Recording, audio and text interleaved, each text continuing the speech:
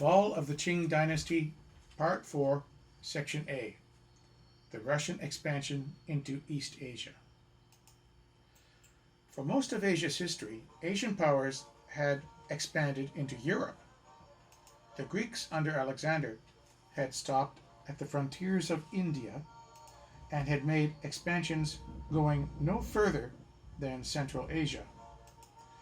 Most of this did not last for more than a few years. The Romans expanded outwards, but again did not even go as far east as Alexander. They did, however, establish trade with Asia and were able to receive silks that were traded by Asian merchants over the Silk Road. The Crusades cut off that trade, as the Muslims were the middle power along the Silk Road. Genghis Khan and the Mongols created the largest empire in history and invaded west into not only Central Asia and Asia Minor, but Eastern Europe as well, even taking Kievan Russia and Poland around 1260. His death was the only limit to this invasion. The Western Europeans mainly established trading posts and routes in the south of Asia. The Russians were the first European power to begin deliberately expanding into Asia. Ivan III the Great, at the end of the 15th century, was the ruling prince of Moscow. He reigned from 1462 to 1505. He felt that he was strong enough to reject the authority of the Golden Horde, which was one of the kingdoms that Genghis Khan's empire broke up into. This part was already breaking up into smaller bits. Ivan saw himself as the heir to Byzantium's traditions and confirmed his belief by marrying the niece of the last Byzantine emperor. The religious advisors of Ivan's predecessors assured him that Moscow was the heir to Constantinople, the third Rome, and a fourth there shall not be. Ivan III's grandson, Ivan IV, known as the Terrible, also believed in Moscow's destiny. He took the title of Tsar, which comes from the Latin word Caesar. Ivan's appetite for power and territory was insatiable. This led him to many acts of cruelty. By 1555, he had crushed the Khanates of Kazan and Astrakhan and had brought the whole Volga Valley under his rule. Ivan strengthened the central government of the state and created a ruthless security police force to which he transferred large parts of his realm. The territory which the security police occupied, the Oprichnina, formed a state within the state. Tsar Ivan IV, also known as Ivan the Terrible, had established close ties with England. Russian-English relations can be traced to 1551, when the Muscovy Company was formed by Richard Chancellor and Sebastian Cabot, who was the explorer John Cabot's son, and Sir Hugh Willoughby, along with several London merchants. In 1553, Chancellor sailed to the White Sea, in the area that includes the northern coast of Finland and includes the Arctic port of Archangel today. From there, he continued overland to Moscow, where he visited Ivan IV's court. Ivan opened up the White Sea and the port of Arkhangelsk to the company and granted it privilege of trading throughout his reign without paying the standard customs fees. The Russian conquest of Siberia took place from the 15th to the 17th centuries, when the Khanate of Siberia became a loose political structure of vassalages that was being undermined by the activities of the Russian explorers. Although outnumbered, the Russians pressured the various family-based tribes into changing their loyalties and establishing forts from which they conducted raids. To counter this, Kuchum Khan attempted to centralize his rule by imposing Islam on his subjects and reforming his tax-collecting system. The Russian conquest of Siberia began in July 1580 when about 540 Cossacks under Yermak Timoyevich invaded the territory of the Volgals, who were subjects of Kuchum Khan. They were accompanied by an assortment of Lithuanian and German mercenaries, as well as prisoners of war from other wars. Throughout 1581, this force crossed the territory known as Ugra and subdued the towns of Volgut and Osliak. They also captured one of Kuchum Khan's tax collectors. Following a series of Tatar raids in retaliation against the Russian advance, Yermak's forces prepared for a campaign to take Qashik, the Siberian capital. The force embarked in May 1582, and after a 3-day battle on the banks of the river Irtysh, Yermak was victorious against a combined force of Kuchum Khan and 6 allied Tatar princes. On June 29th, the Cossack forces were attacked by the Tatars, but again the Cossacks repelled them. Throughout September 1582, the Khan gathered his forces for the defense of Qashik. A horde of Siberian Tatars, Volgals, and Ostyaks massed on Mount Chuvash to defend against the invading Cossacks. On October 1st, a Cossack attempt to storm the Tatar fort on Mount Chuvash was held off. They kept trying, though. On October 23rd, the Cossacks tried to storm again the Mount Chuvash fort for a 4th time, when the Tatars counterattacked. More than 100 Cossacks were killed, but their gunfire forced a Tatar retreat and allowed the capture of 2 Tatar cannons. The Khan forces retreated, and Yermak entered Qashik on October 26th. Kuchum Khan retreated into the steppes, and over the next few years regrouped his forces.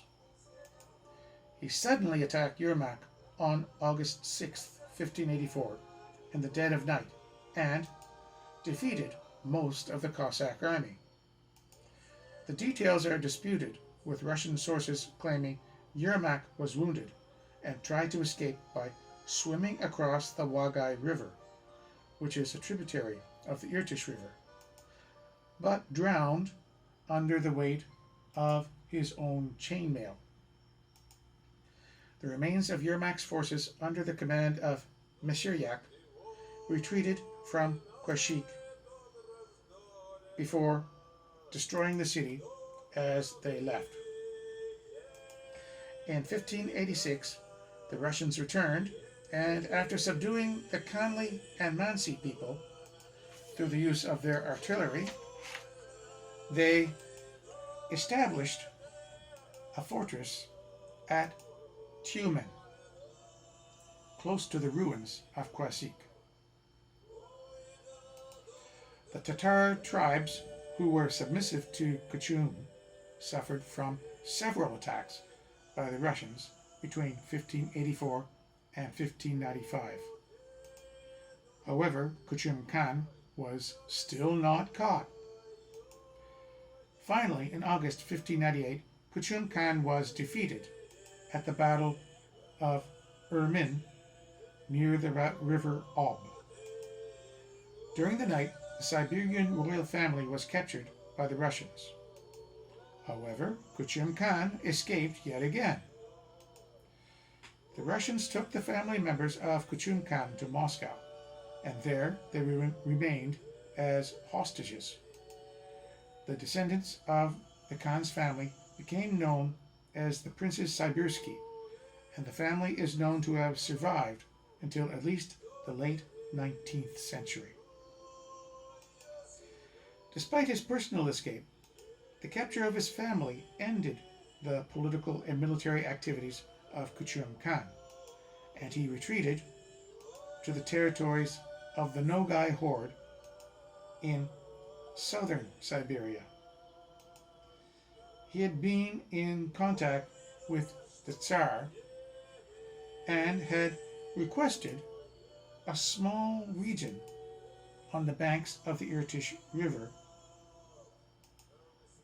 to be granted as his dominion. This was rejected by the Tsar, who proposed that Kuchum Khan should come to Moscow and comfort himself at the service of the Tsar. However, the old Khan did not want to suffer from such contempt and preferred staying in his own lands to comforting himself in Moscow. Kuchum Khan then went to Bokhara and, as an old man, became blind, dying in exile with distant relatives sometime around 1605. In order to subjugate the natives and collect yasak, which is fur tribute, a series of winter outposts and forts were built at the places where major rivers and streams, as well as important portages, were. The first ones were Tyumen, built in 1586 by Vasily Sukin and Ivan Myasnoy, and Tobolsk, built in 1587 by Danilo Chulkov. Tobolsk would become the nerve center of the conquest. To the north, Beryozovo was built in 1593, and Mangazeya in 1600 to 1601.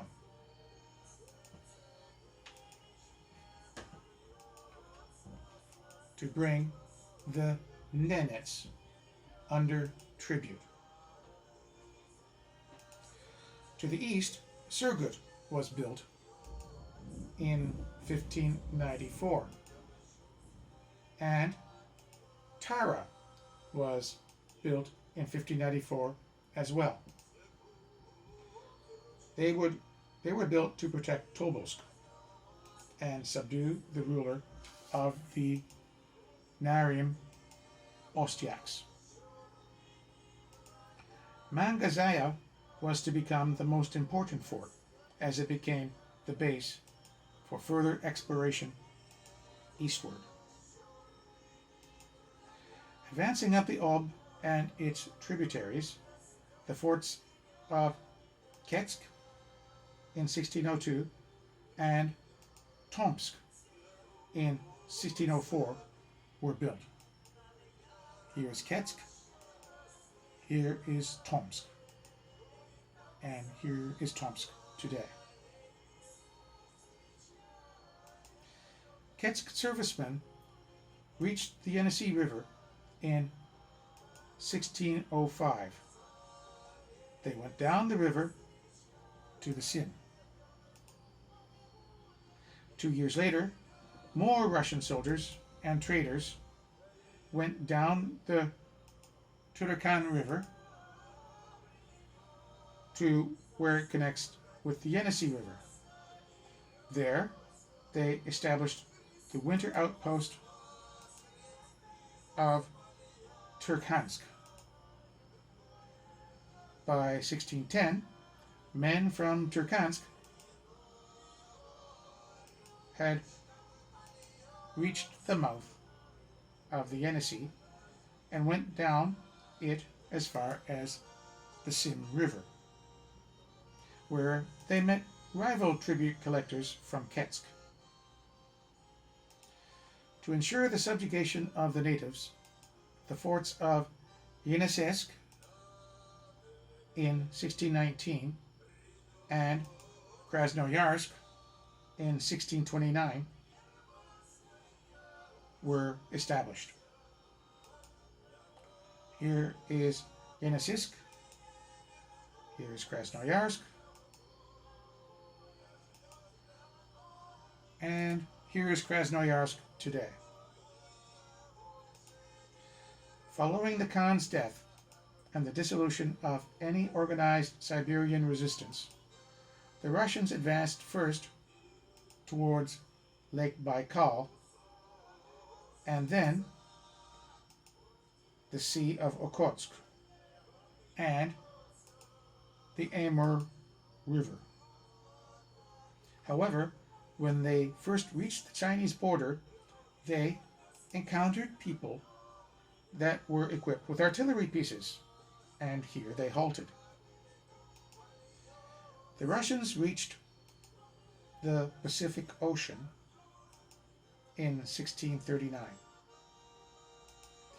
After the conquest of the Siberian Khanate in 1598, the whole of northern Asia, which is an area much larger than the old Khanate, became known as Siberia. By 1640, the eastern borders of Russia had expanded more than several million square kilometers. In a way, the Khanate lived on, in the title of Tsar of Siberia, which became part of the full imperial title of the Russian autocrats, the Romanovs.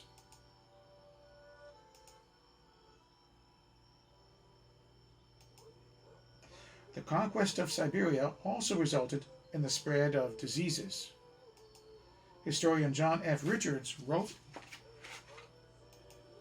"It is doubtful that the total early modern Siberian population exceeded 300,000 persons.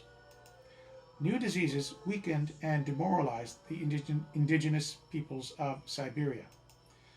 The worst of these was smallpox. Because of its swift spread, the high death rates, and the permanent disfigurement of survivors, in the 1850s, it moved east of the Yenisei River, where it carried away up to 80% of the Tungus and Yakut populations. In the 1690s, smallpox epidemics reduced the Yukagir numbers by an estimated 44%. The disease moved rapidly from group to group across Siberia. Indigenous population loss.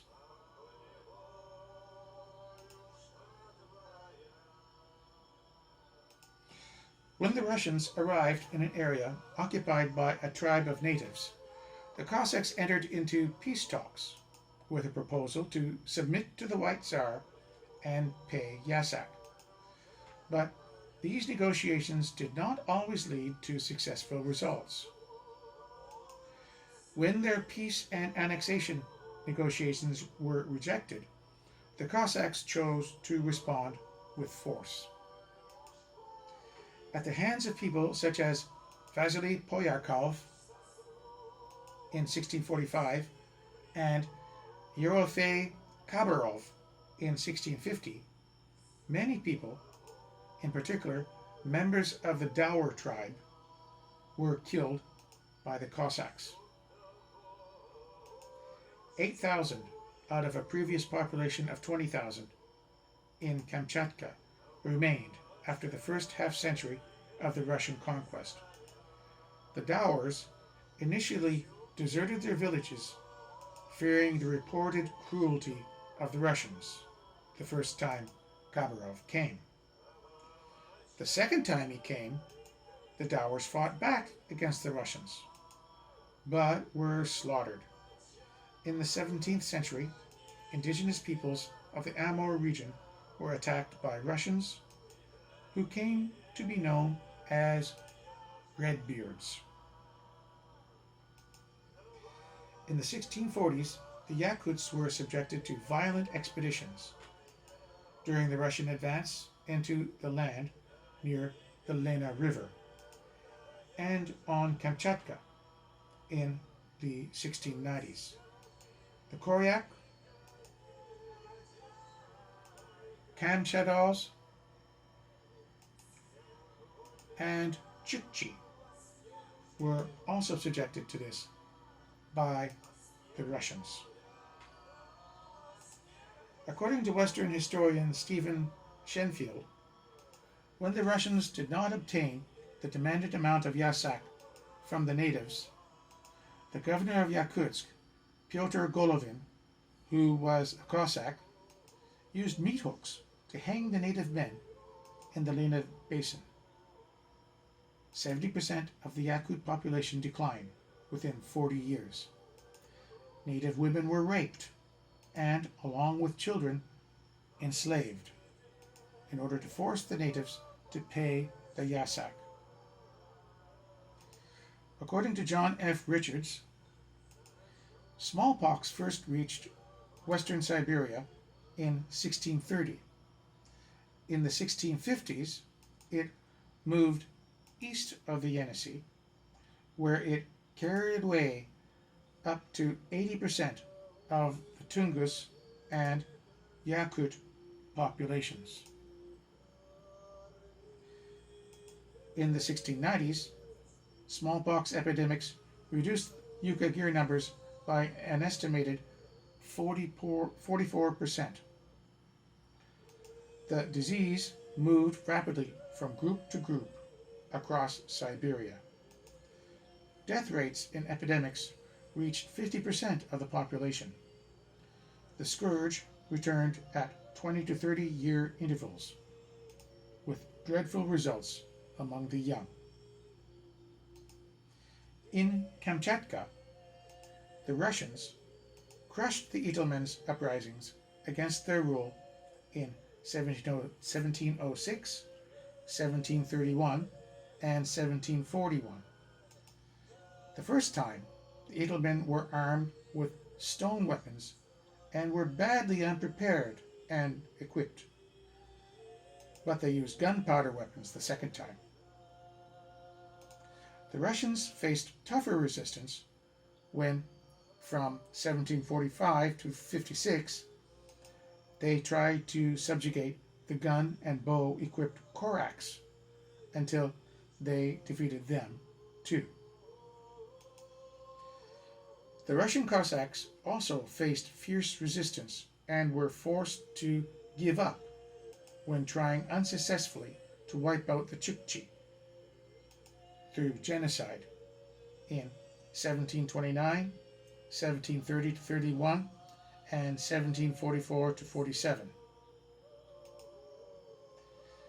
After the Russian defeat in 1729 at Chukchi hands, the Russian commander, Major Pavlutsky, was responsible for the Russian war against the Chukchi and the mass slaughters and enslavement of Chukchi women and children in 1730 to 31.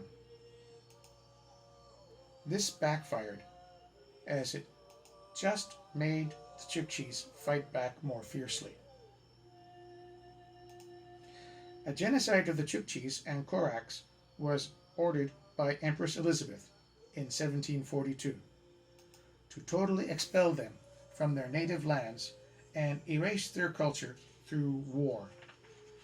The command was that the natives be totally extirpated, with Pavlutsky leading again in this war from 1744 to 47, in which he led the Cossacks. With the help of Almighty God and to the good fortune of Her Imperial Highness, to slaughter the Chukchi men and enslave their women and children as booty. However, the Chukchi ended this campaign and forced the Russians to give up by killing Pavlutsky and decapitating him. The Russians were also launching wars and slaughters against the Koryaks in 1744 and 1753 to 54. After the Russians tried to force the natives to convert to Christianity, the different native peoples, like the Koryaks, Chukchis, Itelmens, and Yugogirs, all united to drive the Russians out of their land in the 1740s. This culminated in the assault on Nizhny Kamchatsk fort in 1746.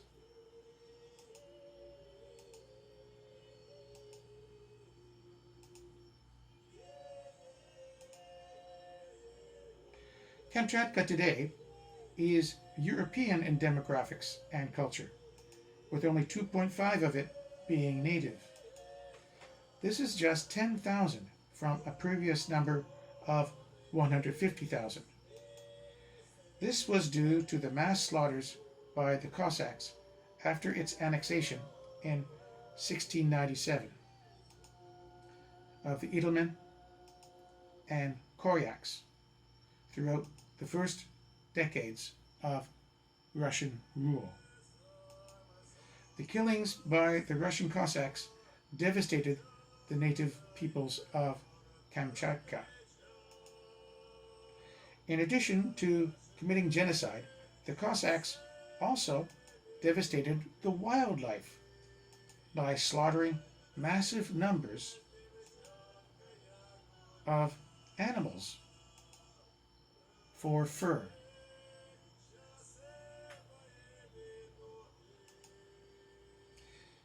%80 of the Kamchadas and half of the Vogels were killed from the 18th to 19th centuries, and the rapid genocide of the indigenous population led to entire ethnic groups being wiped out. There were 12 exterminated groups which could be named by Nikolai Ladrinstev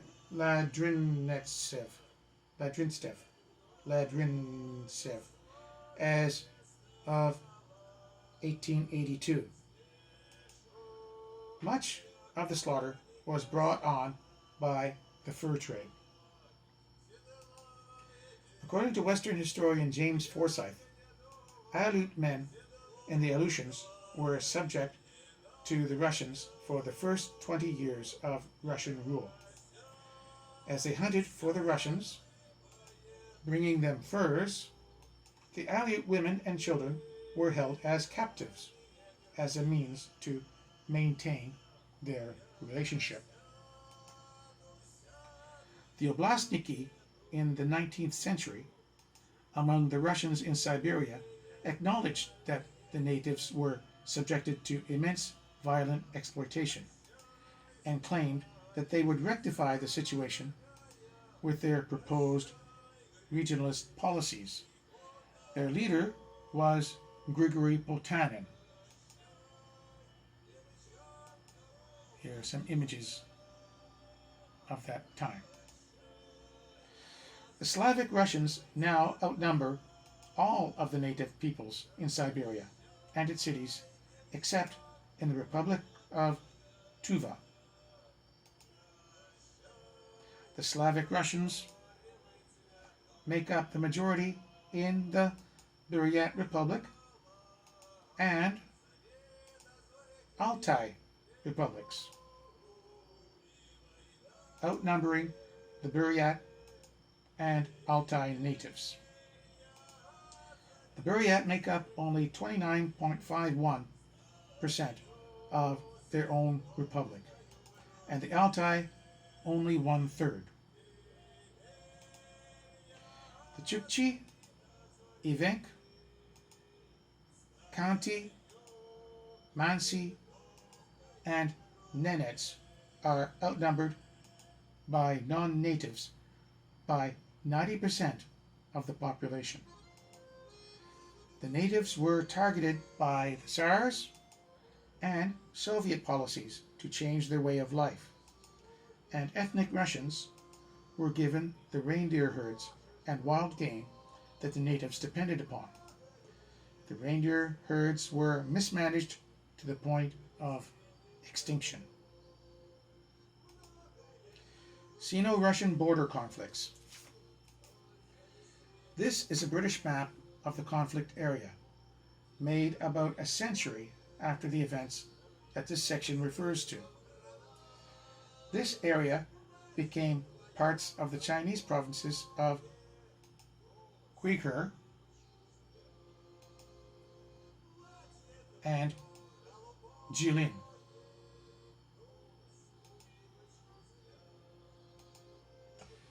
Imgata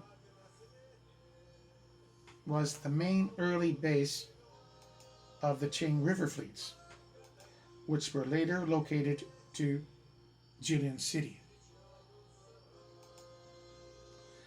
The Sakhalin River is the Amur River. The Chikchi River is the Zaya River.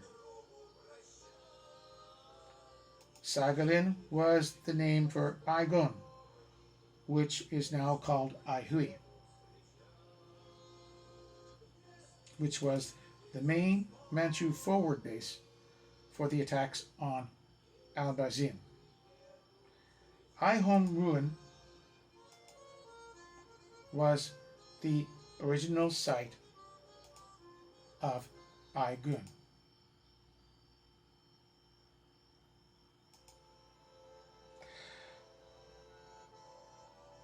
Nerjin Koten was the old name for Nanjing, and Chikchisar was the old name for Qighar, and they were the other two main Manchu centers in northern Manchuria. The Humar River is the Komar River in Russia.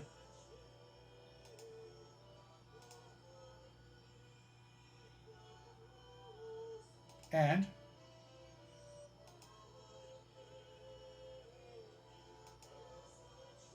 Nurchinsk is the site of the treaty negotiations.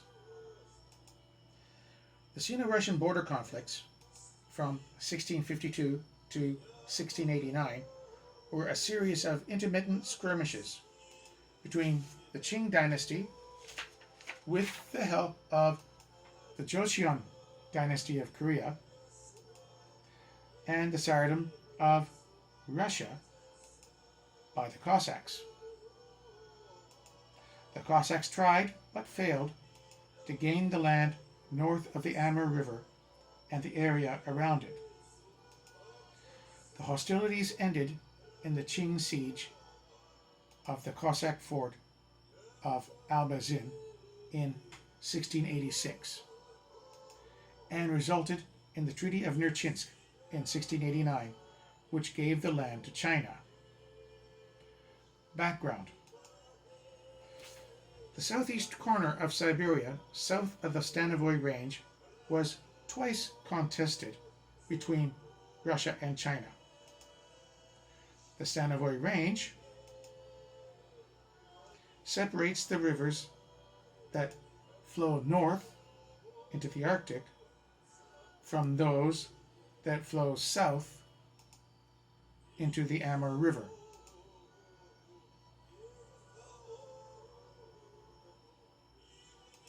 The area of the southeastern edge of the Siberian forest is good for agriculture.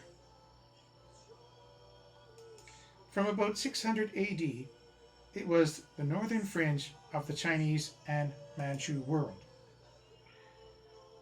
Various Chinese dynasties claimed sovereignty, built forts, and collected tribute when they were strong enough. The Ming Dynasty Nurgan Military Commission built a fort on the northern bank of the Amur at Aigun and established an administrative seat at Tallinn, which is modern Tyr in Russia, above Nikolaevsk on Amur.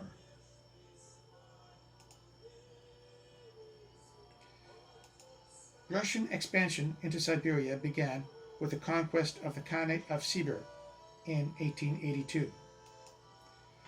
By 1643, they reached the Pacific at Okhotsk,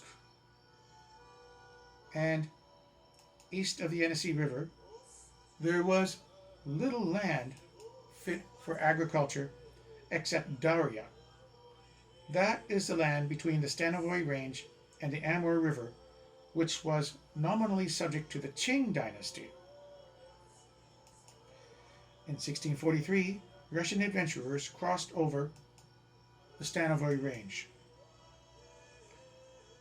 But by 1689, they were driven back by the Qing. The land was populated by about 9,000 dowers on the Zaya River,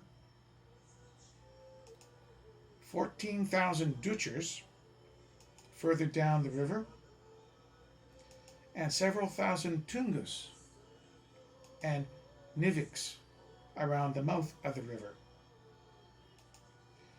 The first Russians to hear of Daria were probably Ivan Moskvitin and Maxim Perfilev around 1640.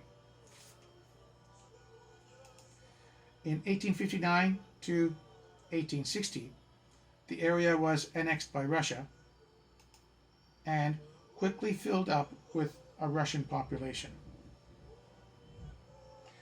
Timeline: 1639 to 1643, the Qing campaign against the indigenous rulers. December 1639 to May 1640 was the first battle, the natives and the Qing, at the Battle of Gualar.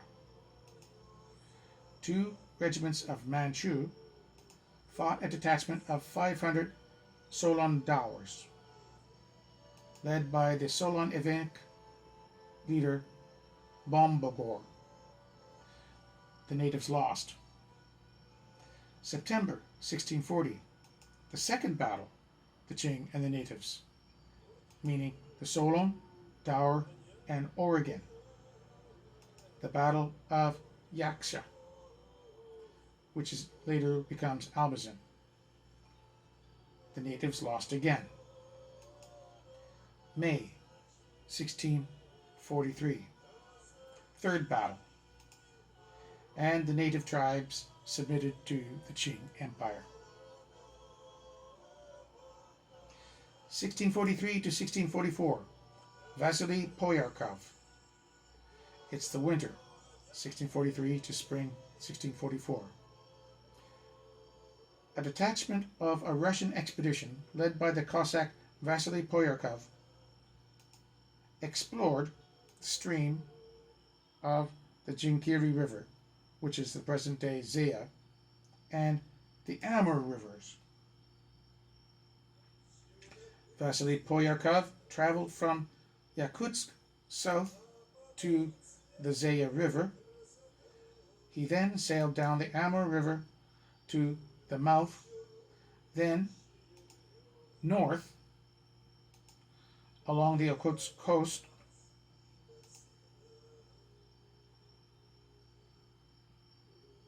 and returning to Yakutsk 3 years later. In 1649 to 1653 was Yofei Khabarov. 1650 to 1651. In 1649, Yofei Khabarov found a better route to the Upper Amur and quickly returned to Yakutsk, where he recommended that a larger force be sent to conquer the region. He returned the same year and built winter quarters at Albazin, at the northernmost point of the river. He occupied the Dowers Fort, Albazin. Then, after subduing the Dowers, who were led by Arbasi, the Russian conquest of Siberia was accompanied by massacres due to indigenous resistance to colonization by the Russian Cossacks, who violently suppressed the natives.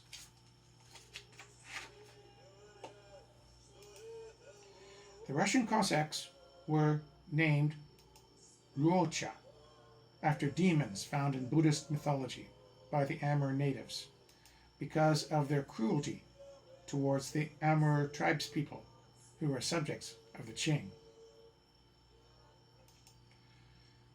March 24th, 1652, the Battle of Achansk. Next summer he sailed down the Amur and built a fort at Achansk, probably near present-day Khabarovsk. Again, there was fighting, and the natives called for the assistance of the Qing. On March 24th, 1652, Achansk was unsuccessfully attacked by a large Qing force of 600 Manchu soldiers from Ninguta and about 1,500 Dowers and Duchers, led by the Manchu general Heisei. Heisei was later executed for his poor performance. As soon as the ice broke up, Khabarov withdrew upriver and built winter quarters at Kumarsk. In the spring of 1653, reinforcements arrived under Dmitry Zinoviev. The two quarreled, and Khabarov was arrested and escorted to Moscow for investigation. 1654 to 1656. Onufry Shepanov. The Battle of Hutong. On April 27th, 1654, Onufry Stepanov was in charge of Russian forces in the region and had about 400 to 500 men and 30 warships. The Qing Joseon forces had about 160 ships and about 1,000 men. The Russian ships were much larger, as the largest Qing ship could only hold about 17 men. The two sides fired at each other, and the Qing ships tried to run away. The Russians then chased them, but they were ambushed by Qing musketeers, firing from a hilltop overlooking the battle. The Russians tried to storm the position, but were forced back by the combined fire of Qing, Joseon, and Dower musketeers. The Russians won the naval battle, while the Qing won the land battle. The Qing built an earthen fort on the Amur, then retreated back to Ninguta by June 13th. Although weakened, Stepanov's forces continued to plunder the local area.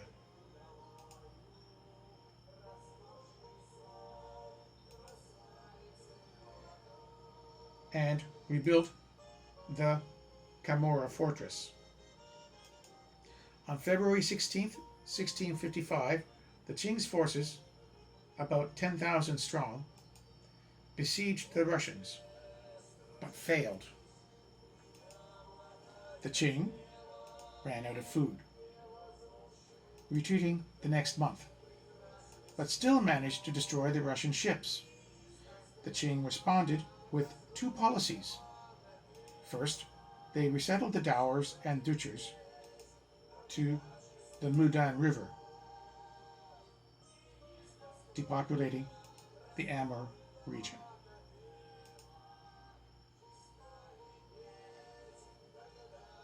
This ended the grain production that attracted the Russians to the region in the first place. The second thing was that the Qings appointed the experienced General Sarhuda, who was from the region, as the garrison commander at Ninguta. The Russian Tsardom established a military governor of the Amur region in 1655. The Qing general Sarhuda built more than 40 ships at the village of Ula, which is modern-day Jilin. These were big warships capable of fighting Russian ships. A large Korean fleet joined them and sailed down the Sungari River into the Amur, and met Stepanov's smaller fleet from Albazin in a naval battle in the Amur, a few miles downstream from the mouth of the Sungari on July 10th, 1658. The 11-ship Russian fleet was destroyed, with the survivors, about 40 of them, escaping on just one ship, which was a deserted Qing ship. They were hunted down and slaughtered. The Russian ships that were lost were destroyed by fire arrows. The Qing general wanted to keep the remaining Russian ships as prizes. Stepanov was killed in this battle. This was called the Battle of Houghton of 1658.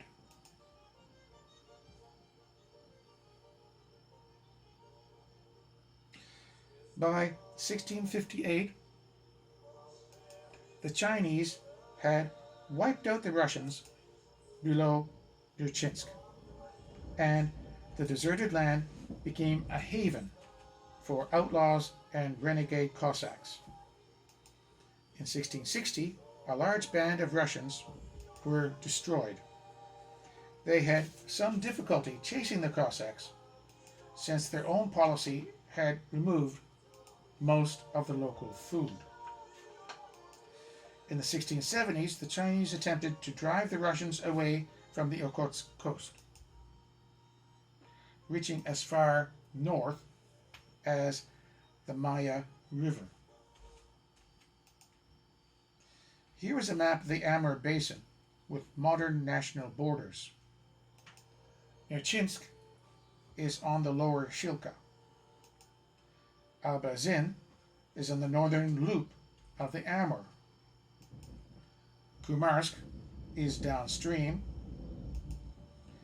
Aigun is at the mouth of the Zaya, and Achansk is at Khabarovsk.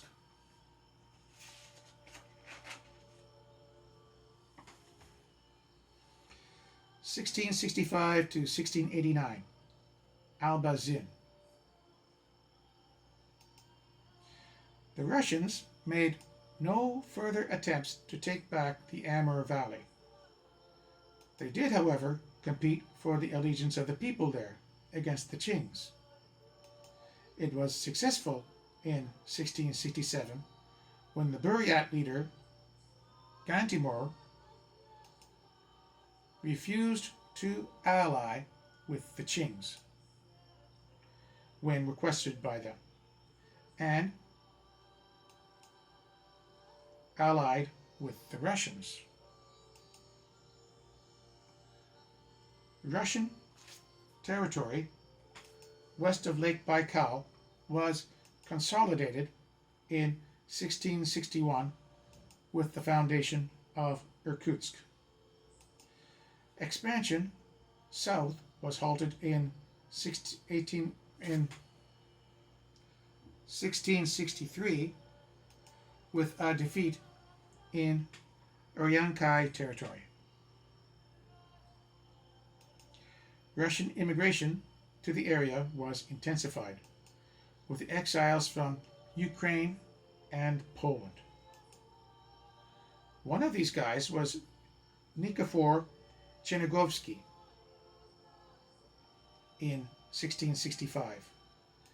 Nikifor Chernigovsky murdered the guards watching over him and the others with him, and then murdered the voivoda of Ilimsk, and fled to the Amur and reoccupied the fort at Albazin.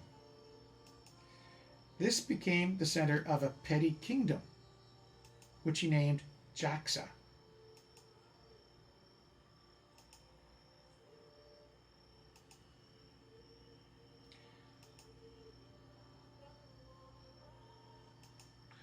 Chernigovsky paid tribute to the Russian government at Nurchinsk. In 1670, it was unsuccessfully attacked by the Russians. In 1672, the Russian government formally claimed the territory of Albazin. Chernigovsky was arrested, sent to Moscow, and received the Tsar's pardon to return to Albazin. Albazin was officially recognized. Unlike other territories in the area, the ground was fertile, and the fort grew.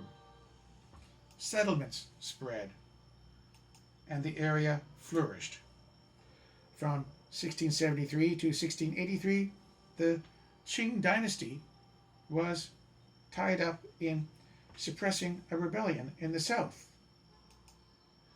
That was the revolt of the three feudatories.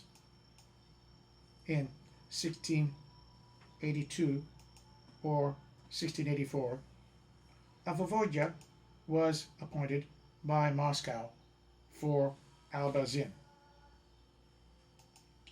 The Qings appointed an office to govern hunting in the area and built forts at Aigun and Mergen, and a dock at Girin. 1685 to 1687, the Albazin-Yakesa campaign. The siege of 1685. The Qing used former Ming loyalist Han Chinese naval specialists who had served under the Zheng family in Taiwan in the siege of Albazin. They were the former soldiers of Koxinga. They were quite skilled in the use of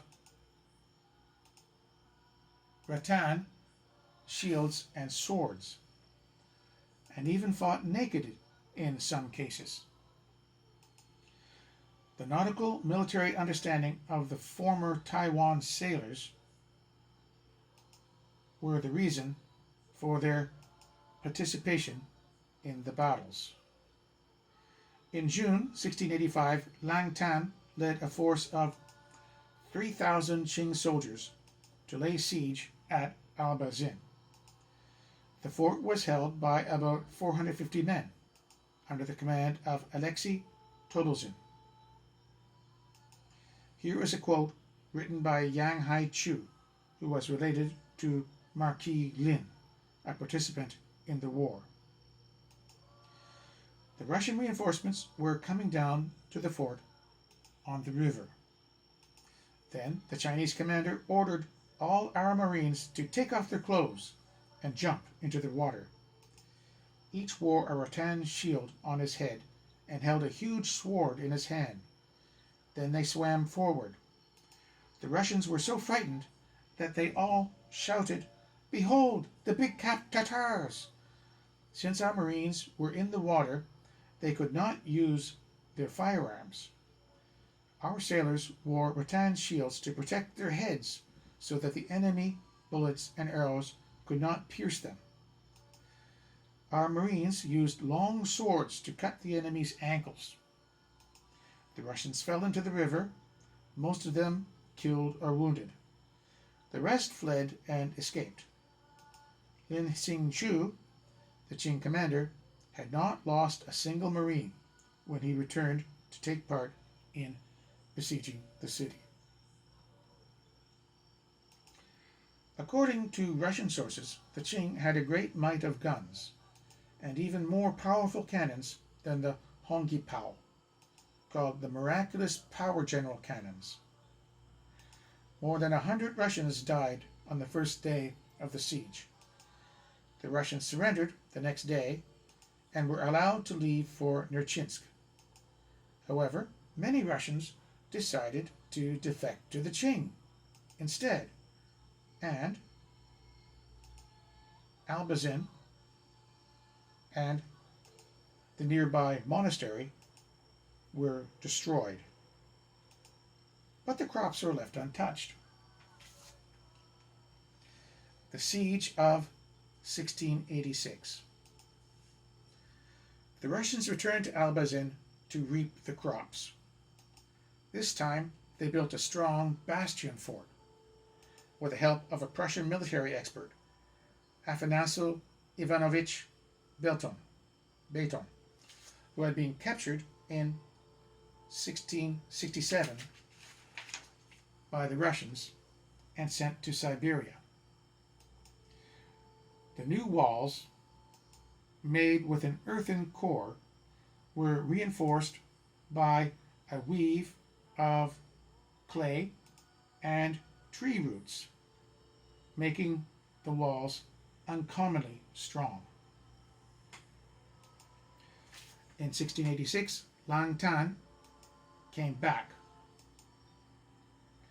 with 3,000 troops and laid siege to Albazin again.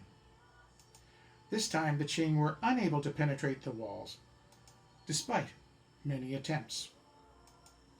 On July 23rd, the Qing made a direct assault on the southern wall, after bombardment from cannons, but were forced to retreat with heavy losses. The Russians, however, made several successful sallies, sometimes even taking prisoners. They became too confident at one point and fell into an ambush while trying to dismantle the enemy siege works. Due to the bastions and design of the fortress, the Qing were unable to gain an advantageous position to bombard the defending forces. In early August, the Qing established walls around the fort and cut the Russians off from the river. The Russians tried to prevent this, but failed after fighting for 4 days straight. A complete blockade had been erected around Albazin by the end of August. The Russians became very sick and started dying from scurvy, typhus, and cholera. Of the 800 defenders who held Albazin at the beginning of the siege, no more than 150 remained alive by early November. The Qing forces suffered heavily too, but not as much as the Russians. By November, less than half of the original 3,000 remained. In October 1685, Russian envoys arrived in Beijing, seeking peace. The Kangxi Emperor sent a messenger to Albazin, arriving in December, announcing the end to the siege. Of the 800 defenders, only 24 survived. They were permitted to leave the fort, buy supplies, and were provided with provisions by the Qing forces. The Qing army withdrew and left Albazin the next year. The Russians rebuilt their villages and cultivated the fields, but were not allowed to hunt because it was viewed as infringing on Chinese sovereignty. The whole Amur country, including Albazin, was relinquished to the Qing in the Treaty of Nurchinsk in 1689, in return for Russian trading privileges in Beijing. A caravan route was set up from Nurchinsk through the Nizhny River.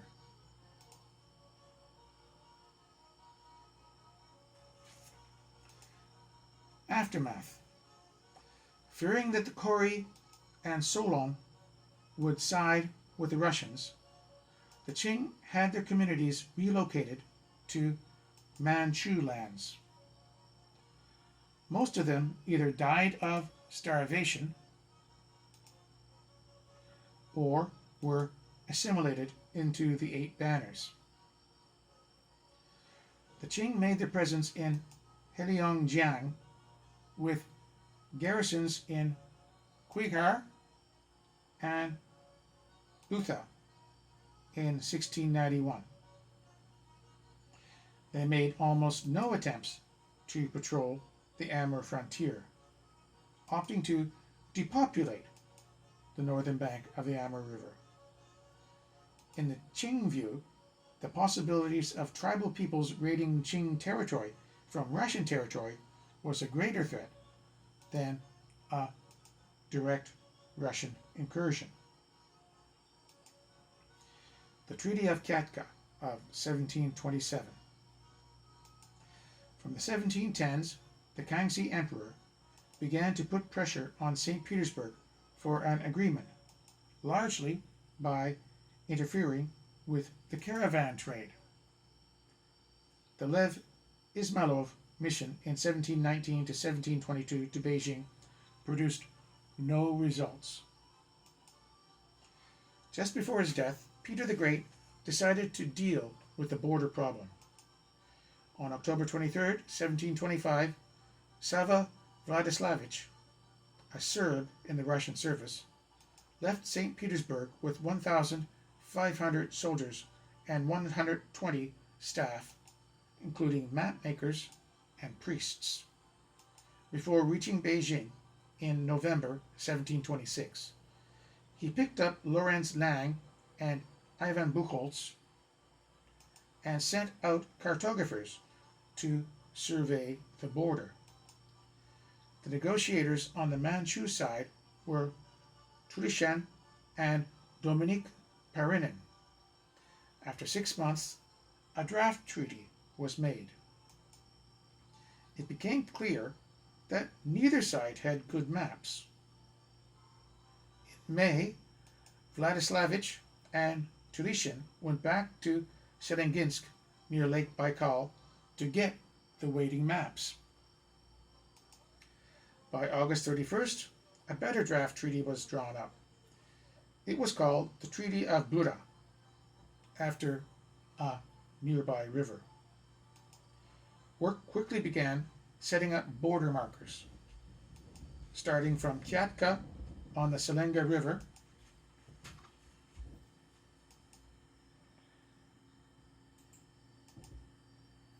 The Abagaitu letter listed 63 markers from Kyatka to the Shabandobaga River on the northwest slopes of the Altai Mountains.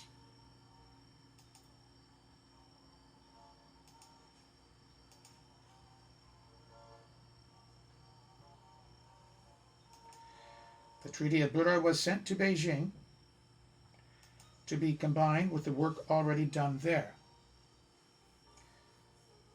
The result was sent back to the frontier, and the Treaty of Kyatka was signed on June 25th, 1728.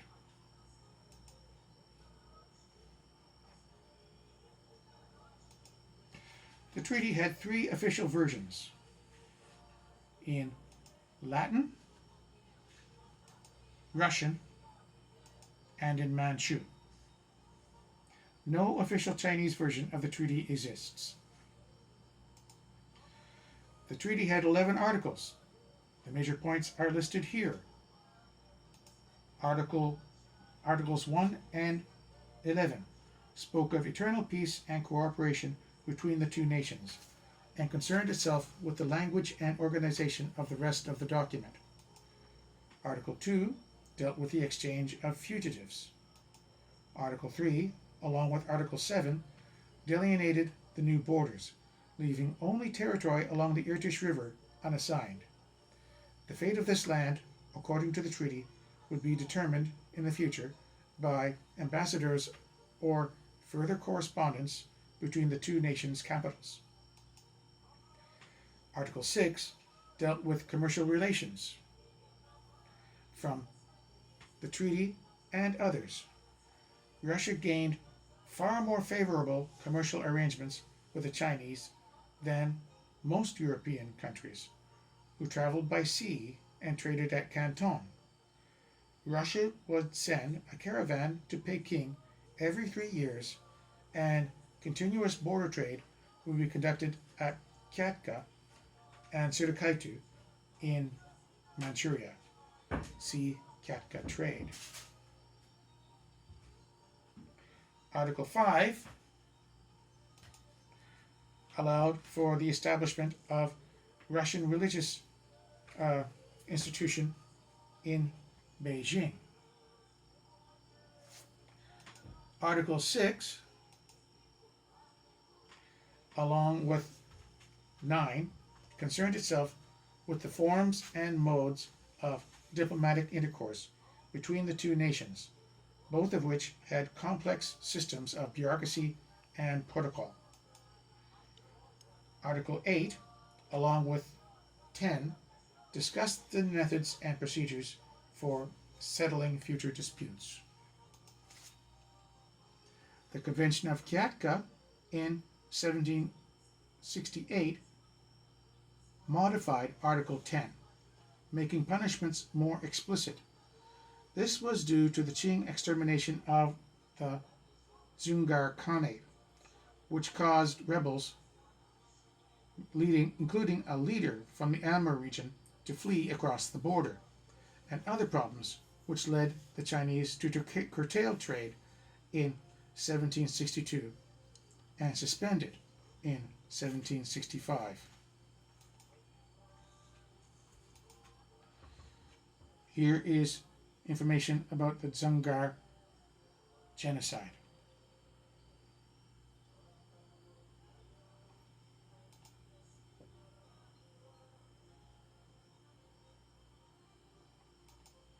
The Kyatka International Protocol of 1792 was about trade. Trade between the two countries was very important to Russia as one of its main sources of income. The Qing were aware of this and occasionally used to suspend the trade to exert pressure on the Russian rulers.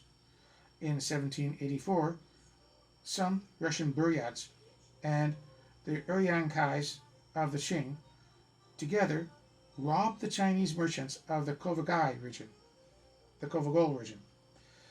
The Russian way of punishing the robbers irritated the Qing side and became a new reason to suspend the trade for 7 years.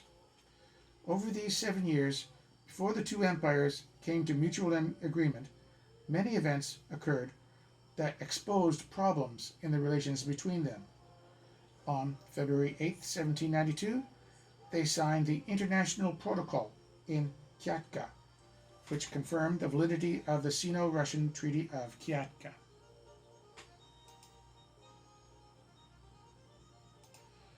The Treaty of Nurchinsk. This is a map of the Amur Basin. Nurchinsk is partway up the Shilka River. The Stanovoy Range extends along the northern edge of the Amur Basin. This is a map about changes to the Russo-Chinese border in the 17th to 18th centuries.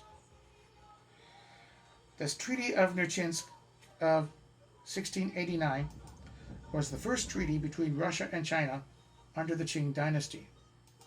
The Russians gave up the area north of the Amur River as far as the Stanovoy Range and kept the area between the Argun River and Lake Baikal.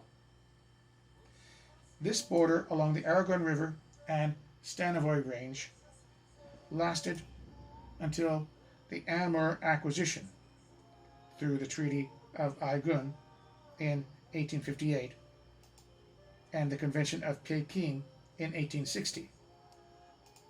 It opened markets for Russian goods in China and gave Russians access to Chinese supplies and luxuries. The agreement was signed on August 27, 1689. The signatories were Songato on behalf of the Kangxi Emperor and Pyotr Golovin on behalf of the Russian Tsars, Peter I and Ivan V.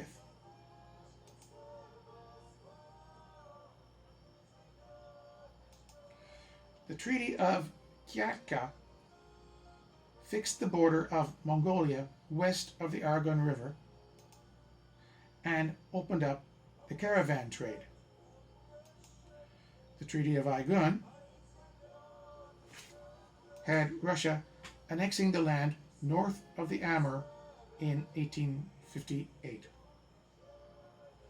The Treaty of Beijing in 1660 would later take the coast down to Vladivostok. This is a map of the northern border of Chinese Tartary, as shown on the map, on this map from 1734. It was more or less the Sino-Russian border line settled at Nurchinsk. Nurchinsk itself is shown on the map. This is a map of the Qing Empire with main provinces in yellow, military governorates and protectorates in green, tributary states in orange, and Manchuria is pink.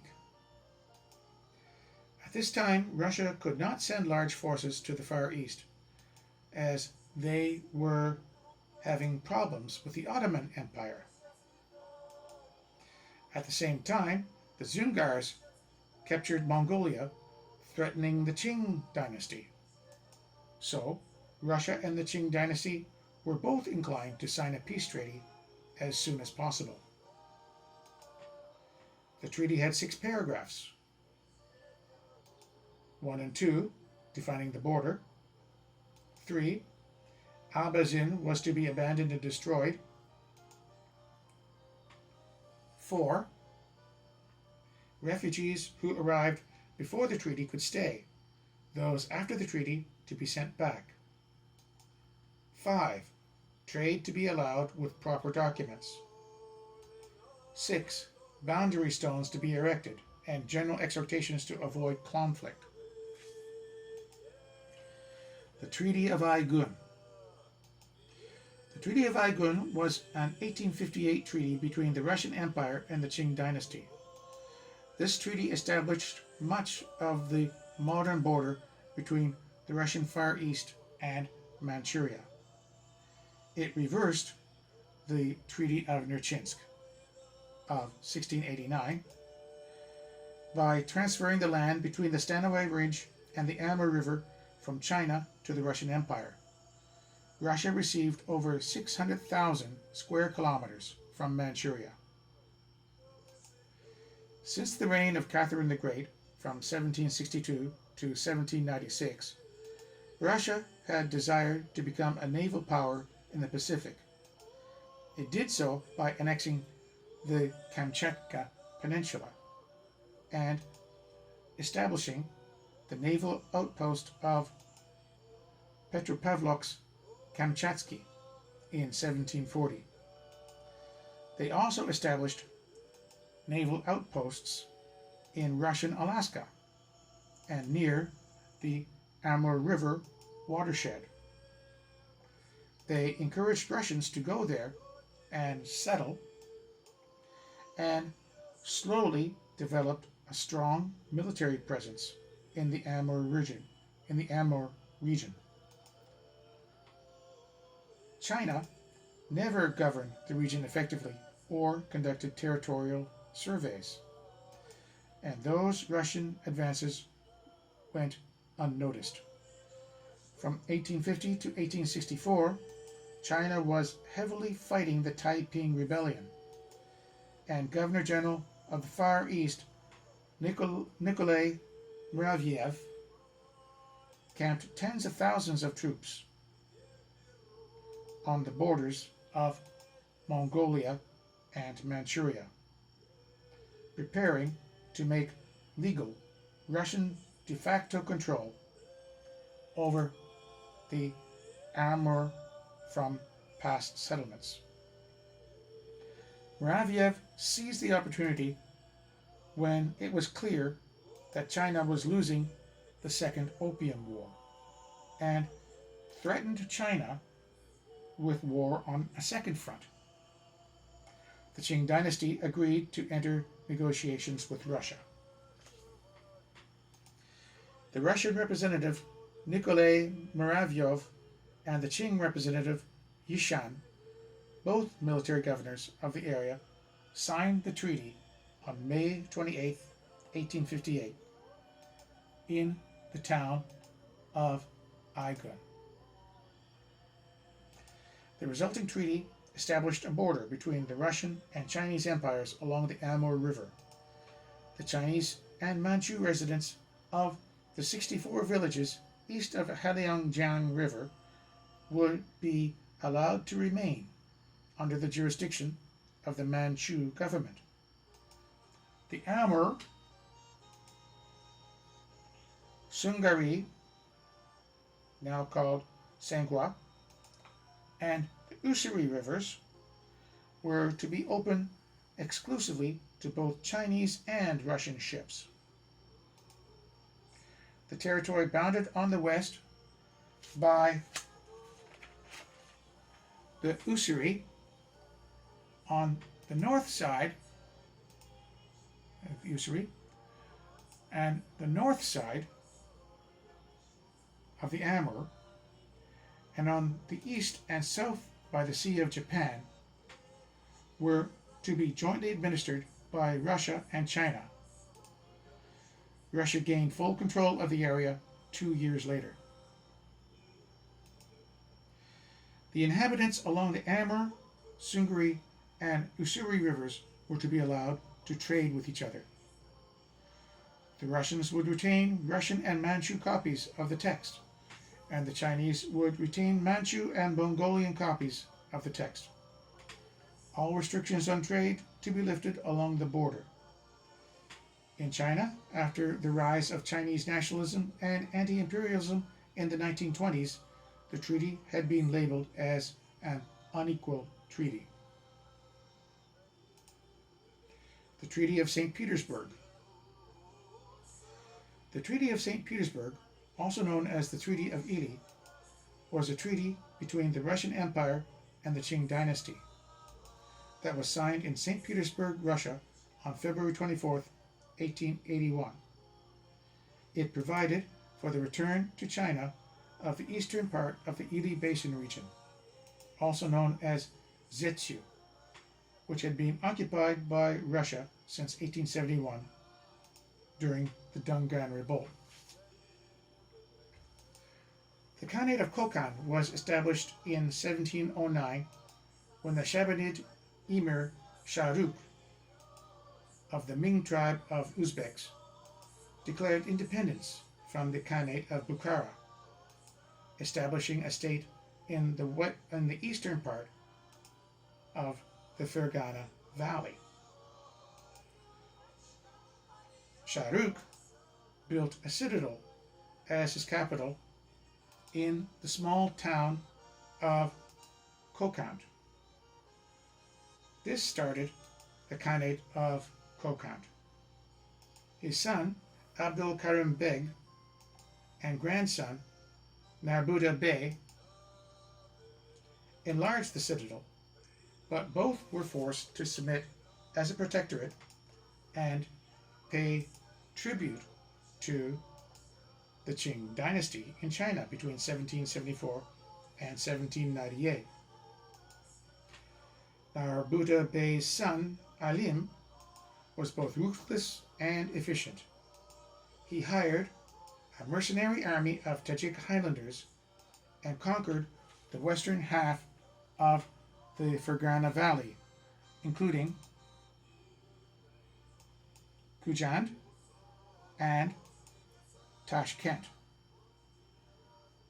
He was assassinated by his brother Umar in 1811. Umar's son, Muhammad Ali, better known as Madali Khan, ascended to the throne in 1822 at the age of 12.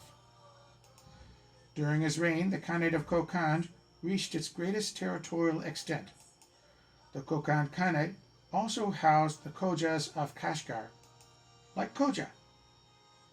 In 1841, the British officer Captain Arthur Connolly failed to persuade the various Khanates to put aside their differences in an attempt to counter the growing penetration of the Russian Empire into the area.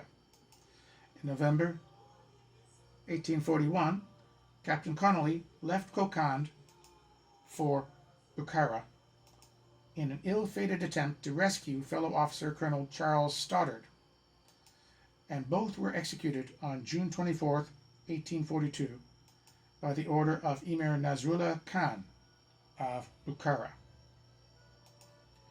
Following this, Madali Khan, who had received Connolly in Kokand, and who had also sought an alliance with Russia, lost the trust of Nasrullah. The Emir, encouraged by the conspiratorial efforts of several influential figures in Kokand, including the commander-in-chief of its army, invaded the Khanate in 1842. Shortly thereafter, he executed Madali Khan, his brother, and Omar Khan's widow, the famed poet Nodira. Madali Khan's cousin, Shir Ali, was installed as the Khan of Kokand in June 1842, after the executions. Over the next 2 decades, the Khanate was weakened by a bitter civil war, which was further exacerbated by Bukharan and Russian incursions. Shir Ali's son, Qudayar Khan, ruled from 1844 to 1858, from 1862 to 1863, and from 1865 to 1875. In the meantime, Russia was continuing its advance. On June 29, 1865, Tashkent was taken by the Russian troops of General Chermyev, and the loss of Kujan followed in 1867. Shortly before the fall of Tashkent, Kokand's best-known son, Yakub Beg, former lord of Tashkent, was sent by the then Khan of Kokand, Alimqi, to Kashgar, where the Hui Muslims were in revolt against the Chinese. When Alimqi was killed in 1865 during the battle with Russia for Tashkent, many Kokandian soldiers fled to join Yakub Beg. They helped him establish his dominion throughout the Tarim Basin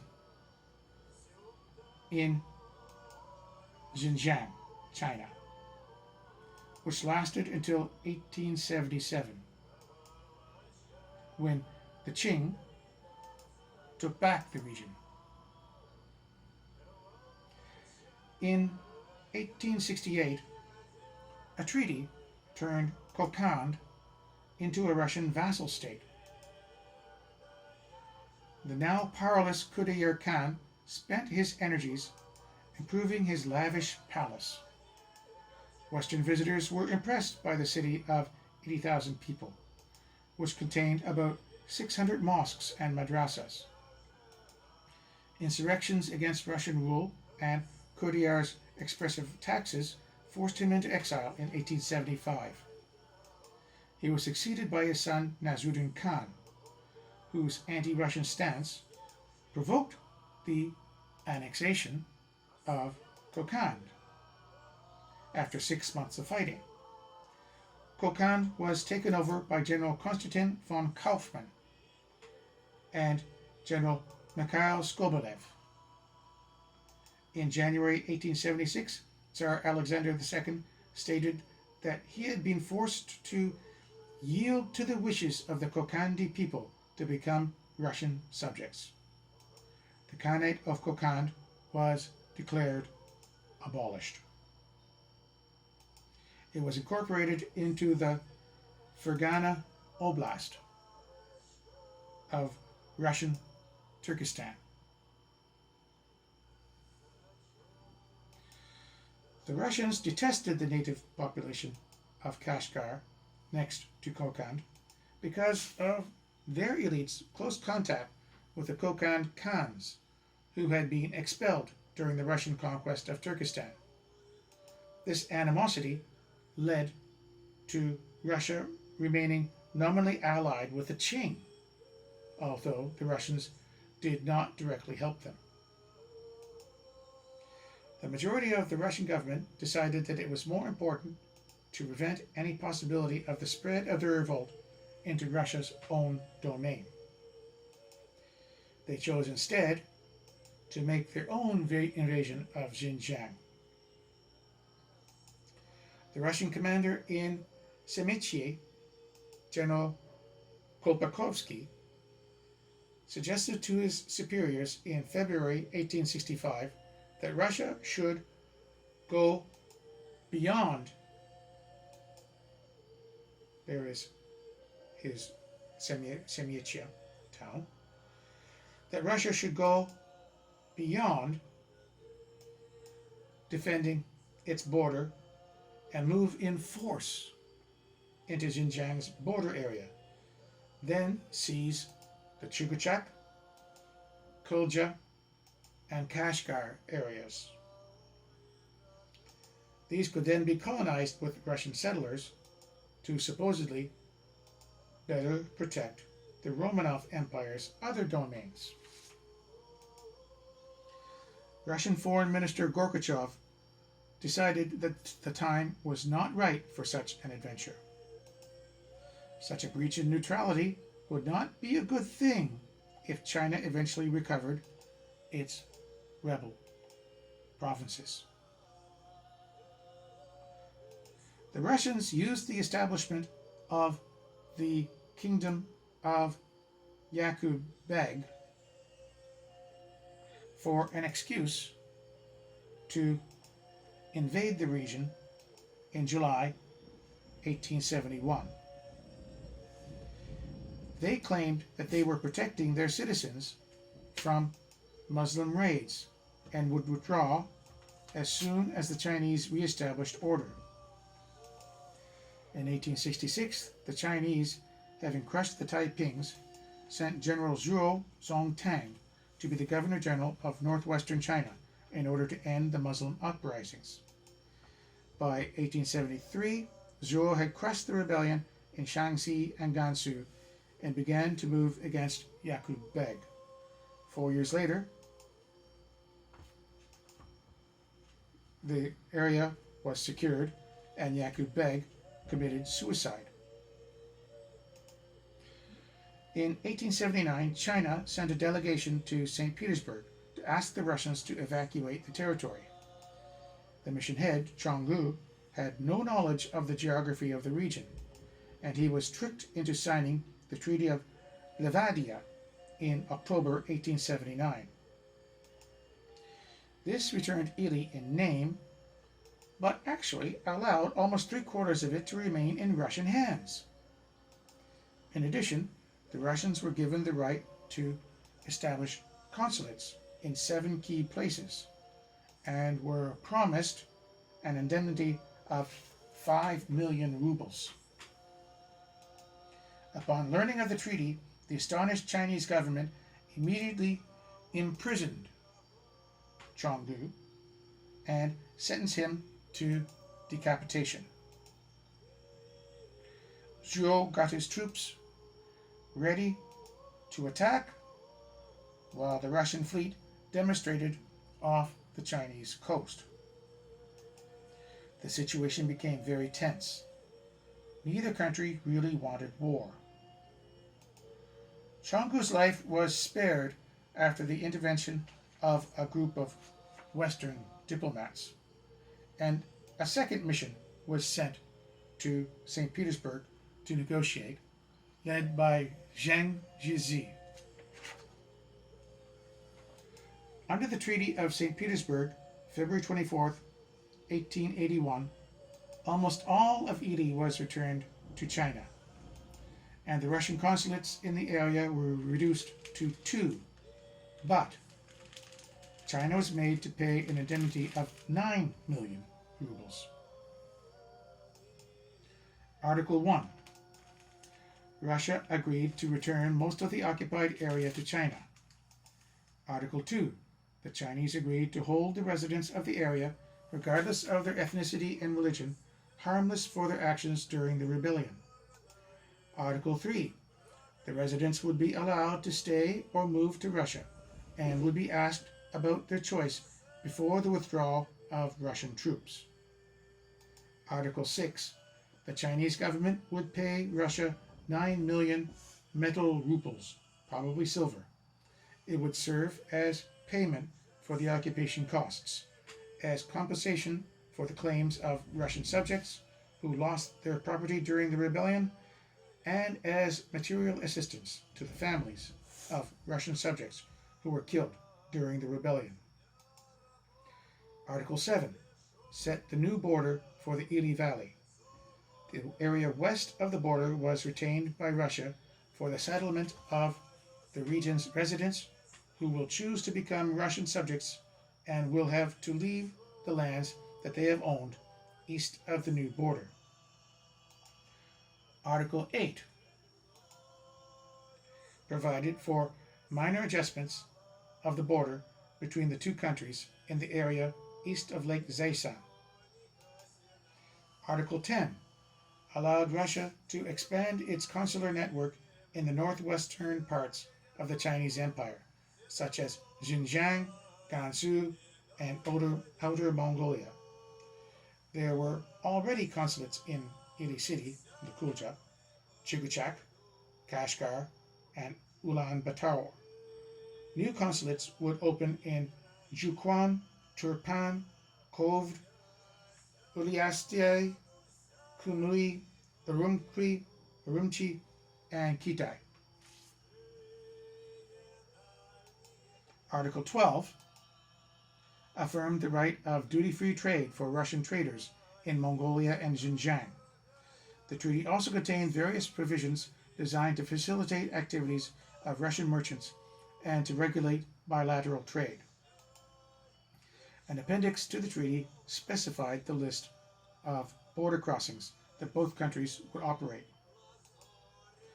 Following the settlement, the whole area of Chinese Turkestan was, in 1884, incorporated into China as the province of Xinjiang.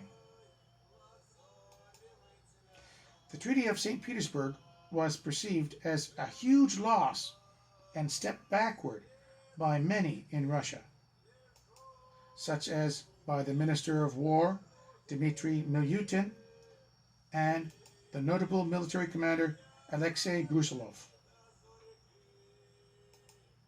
A more immediate importance was the diplomatic victory encouraged the rise of a militant faction within the Chinese government, which was partially responsible for China getting into the Sino-French War of 1883-85 over Vietnam.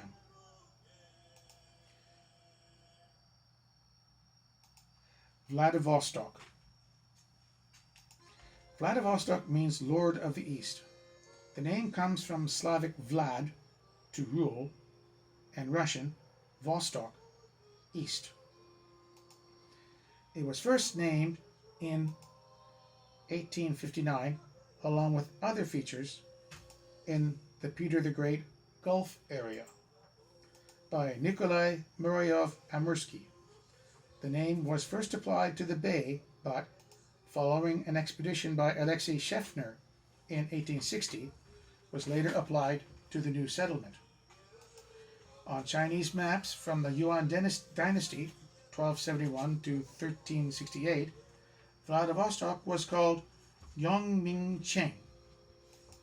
Since the Qing Dynasty, it was known as Haishenwai, meaning seaside village. It is now referred to in China as Vladivostok as well.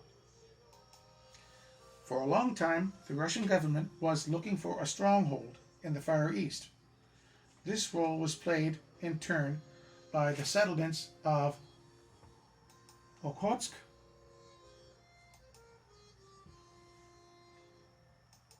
Aigun, Petropavlovsk-Kamchatsky,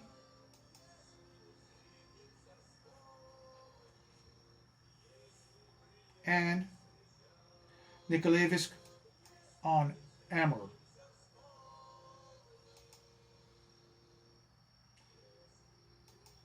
By the middle of the 19th century, the search for an outpost had reached a dead end. None of the ports met the necessary requirement of having a protected harbor next to trade routes. The Aigun Treaty was concluded by the forces of the Governor-General of Eastern Siberia, Nikolai Muravyov-Amursky, and active exploration of the Amur region began. Later, as a result of the signing of the Treaty of Tientsin and the Convention of Peking, the territory of modern Vladivostok was annexed to Russia.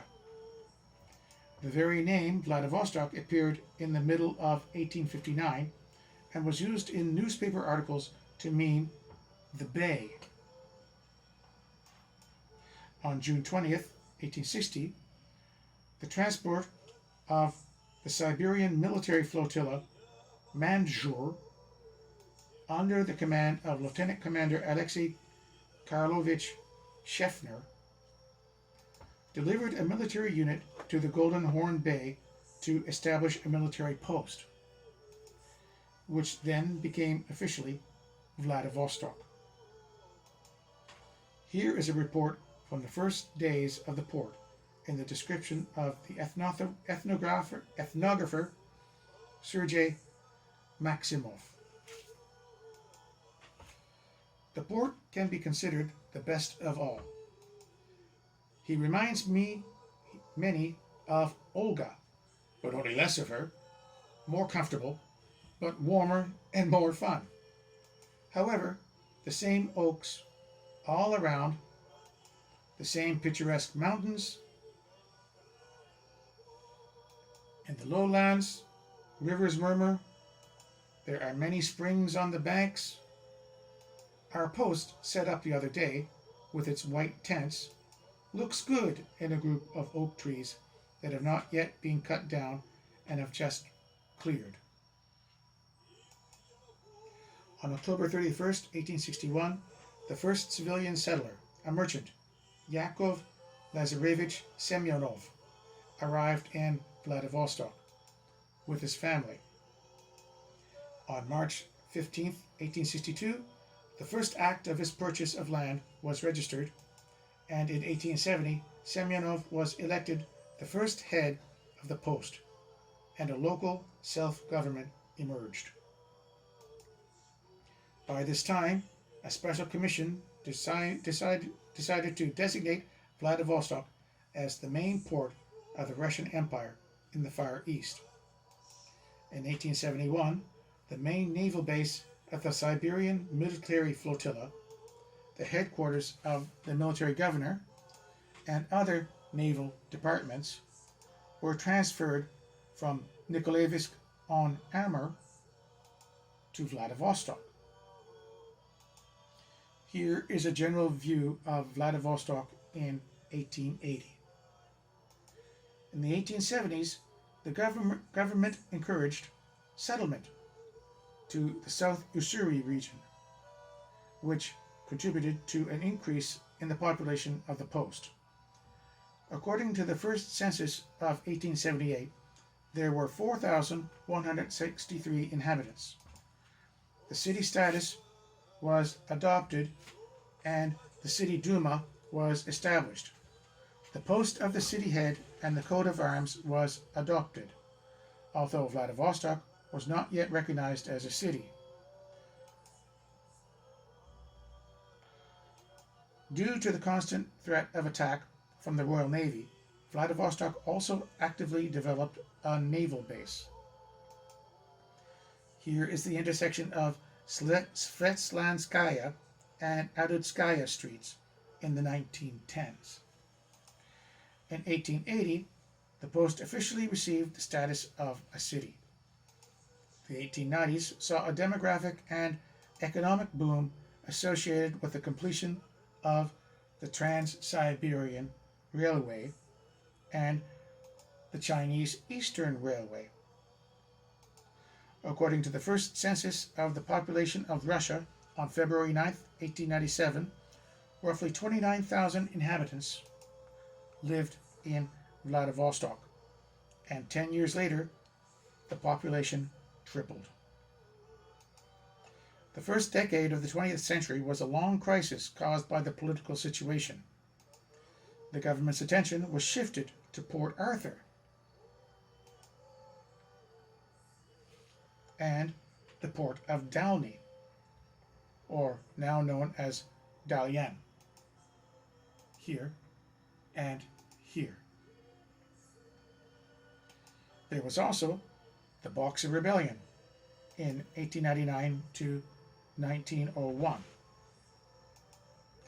Then there was the Russo-Japanese War of 1904-1905, and finally the First Russian Revolution